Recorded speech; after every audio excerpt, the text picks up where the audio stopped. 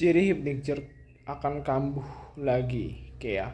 Sebenarnya ciri ini kalau sudah mulai muncul, ya itu sebenarnya bisa kita prevent. Ya kita cegah supaya tidak kambuh atau menjadi hypnic jerk ya.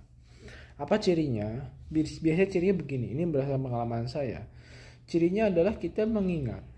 Ya, di otak kita ini tiba-tiba mengingat momen-momen ketika kita hypnic jerk parah, ketika kita tidak bisa tidur, mungkin beberapa jam atau beberapa hari, kita ingat memori-memori itu masuk ke otak kita, keinstall tuh. Sehingga ketika kita mau tidur kita tuh takut, ya takut dengan bayangan akan memori-memori itu. Ya, sehingga pikiran kita sudah tegang tuh, otak kita anxious, ya kan? Oke, kemudian yang kedua, ciri mau kambuh adalah kita semakin tidak yakin bahwasanya itu anxiety. Jadi kita hilang keyakinan itu, ya. Yang tadi kita yakin dan kita berpikir itu mah cuma anxiety, itu mah cuma sesaat, hilang tuh tiba-tiba. Karena kita sudah takut tadi yang pertama. Ya, hilang keyakinan itu di otak kita. Sehingga menjadi apa? Menjadi pikiran yang aneh. Sehingga kita meyakini bahwasanya hypnic jerk ini bukan anxiety. Kemudian yang kedua, kita meyakini bahwasanya ini adalah suatu penyakit parah, suatu penyakit langka, ya. Kemudian ini fatal insomnia, atau kemudian ini ada sakit tulang belakang atau apapun yang mana akhirnya kita mikir aneh-aneh gitu ya. Kemudian kita coba tidur. Nah, ketika coba tidur, jadi nggak hypnic jerk? Jadi. Ketika jadi, pikiran kita tambah aneh.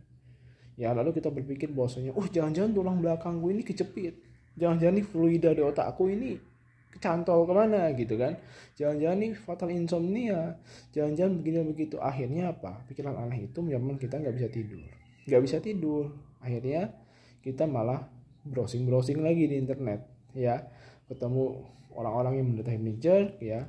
Entah di YouTube, entah di mana yang membawa kabar duka. Ya, kabar luka bahwa penyakit ini langka, dokter tidak mengerti, kita nggak akan bisa sembuh, dan terus begitu akhirnya kita kambuh hypnic jerk ya. Sampai kapan?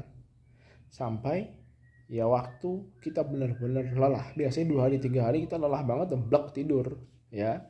Kenapa tidur? Ya karena kita lelah.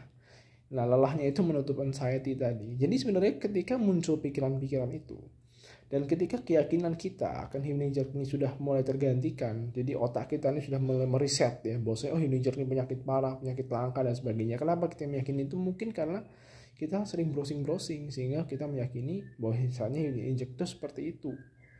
Nah, maka berdoa pada Allah semoga dilindungi dari hypnic jerk. Kemudian yang kedua, tenangkan aja pikiran kita. Jangan sampai itu masuk gitu loh. Kalau kita masuk ke otak kita, pikiran-pikiran itu lagi, nanti akan kambuh lagi. Itu kadang-kadang teman-teman kita mengiyakan itu kan, diiyakan lah, akhirnya apa, buka grup-grup atau buka Facebook lagi ya begini begitu, akhirnya kambuh lagi, muter aja terus siklusnya ya, nggak akan pernah bisa sembuh kalau seperti itu. Nah, artinya stop siklus itu ketika pikiran-pikiran itu sudah mulai hadir. Kenapa pikiran itu harus ada ya? Karena kan itu terekam di memori kita ya, sesuatu yang nggak mengenakan kan kadang-kadang jadi trauma dan sebagainya. Memang itu nanti harus dihilangkan trauma itu ya.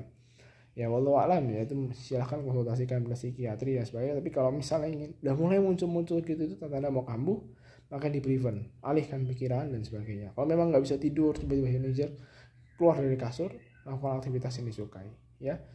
Silahkan percaya atau tidak, tapi kebanyakan memang nggak percaya karena lebih percaya bahwasanya penyakit ini tuh langka dan sebagainya. Ya kalau begitu ya silahkan, berarti mau masuk ke dalam ranah kekambuhan seperti mereka-mereka yang belum Allah sembuhkan ya, karena pilihan mereka. Ya, mereka tetap ada di situ, di stage itu, ya silahkan gitu kan. Maka kalau saya pribadi, saya lebih memilih keluar dari stage itu dan menyerahkan diri pada Allah dan menyibukkan dengan hal-hal lain yang lebih produktif. Dengan izin Allah Ta'ala bisa sembuh dan tidur kembali. Barakallahu fikum.